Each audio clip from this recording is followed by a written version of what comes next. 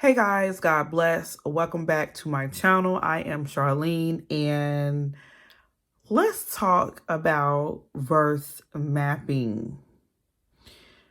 Now, this is a concept that I'm newly into. I'm watching videos. I'm still learning, but I would like to provide an honest opinion thus far and show you guys what I've been doing. So today, I took it upon myself to, do verse mapping for a longer period of time.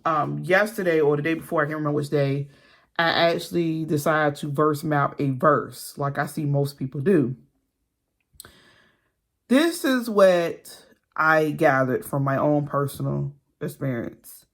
One, it is not for the weak. It is so not for the weak. It definitely is a little more complex than annotating. Because annotating, you can just pick something, right? For example, I don't know if I got any paper that I don't mind ruining up here. Let me just show you what I mean. This is a devotion, so surely there's a... Yep, back here, notes. All right, so, and I'm going to zoom in. Let me show you what I mean. Okay, so, from what I gather, it's a system. It's a coding system that you can do with symbols or colors or a combination of both. So, from what I gather, a lot of individuals, they have brackets, or circle, or box, triangle, underline, or parentheses. It could be more or less. I'm just speaking the majority. So what you do is you associate these markings with things such as subject, verb, noun, or particular person. What else?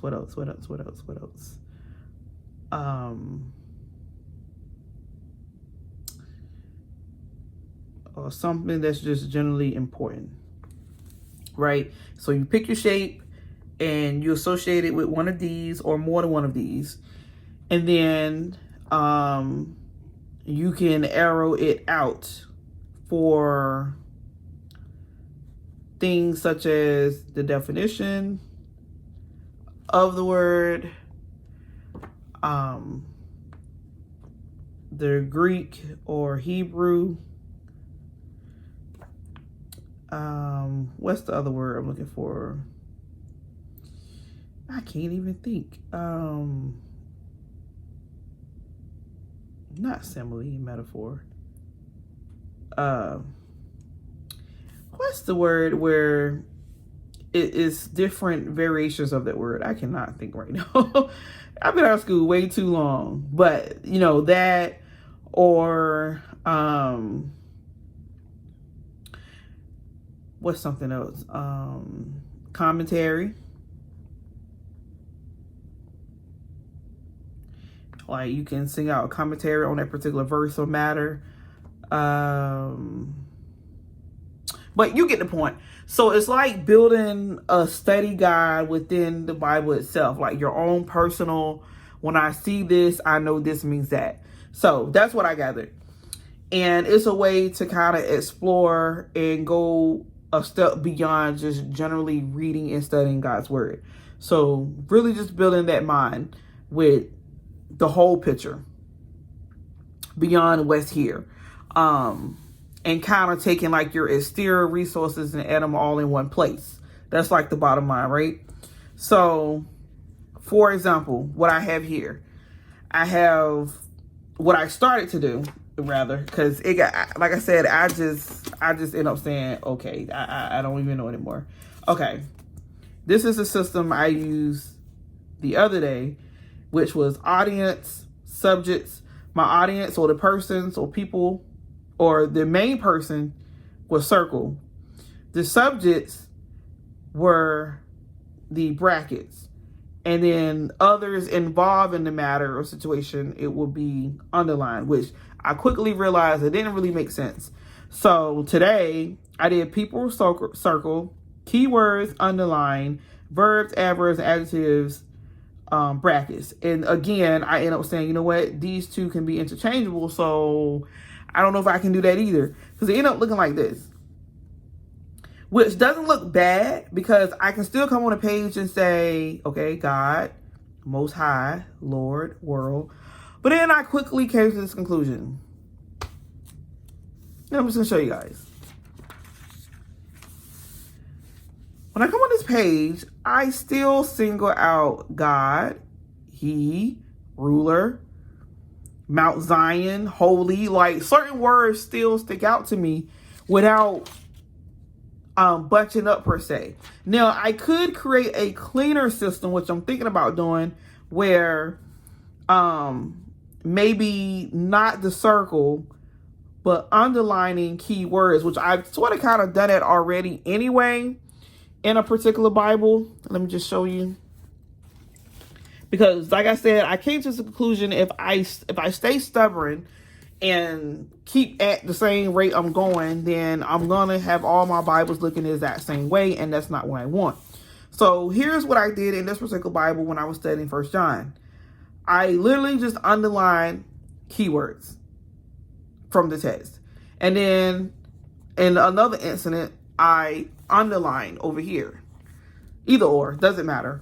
But to me, this looks cleaner and neater than the circles and the triangles and the brackets and yada, yada, yada. Now, that's just me. Now, obviously, you want to make sure your tools match, which that's a story in itself.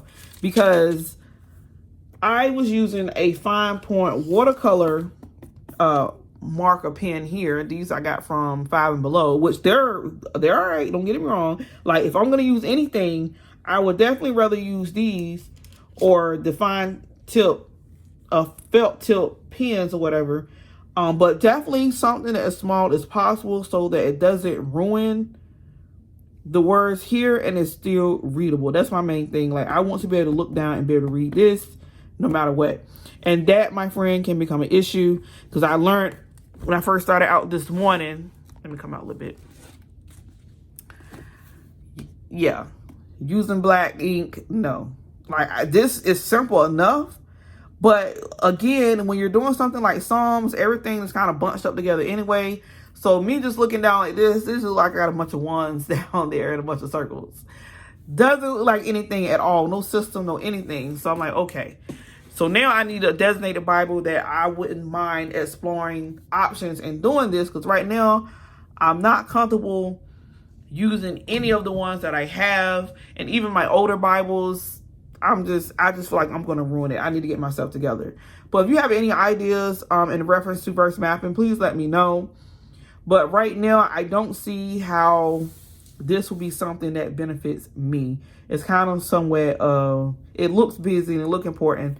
But if you ask me, did I get anything from what I read any more than what I would have if I just read it straight through and took my time and just highlighted the keywords? The answer is no, not for me. But to each his own. Like I said, I'm not judging, I'm not ridiculing, but it seems like I'm going to have to either come up with a better system or it just really isn't for me. And what was interesting is that because before I actually did this, I was looking and annotating, which would be using certain colors for certain themes, which that's kind of bland to me, but I have enough Bibles where I can probably get away with designating a Bible for that particular purpose. Because at first it was definitely going to be this one to not do the general typical highlighting at all. But then I got happy over here, as you can see. So, but what I want to do is sternly and strictly be very intentional with my notes on the side and be intentional on what's highlighted, underlined here. So I don't know. 'Cause even look at that.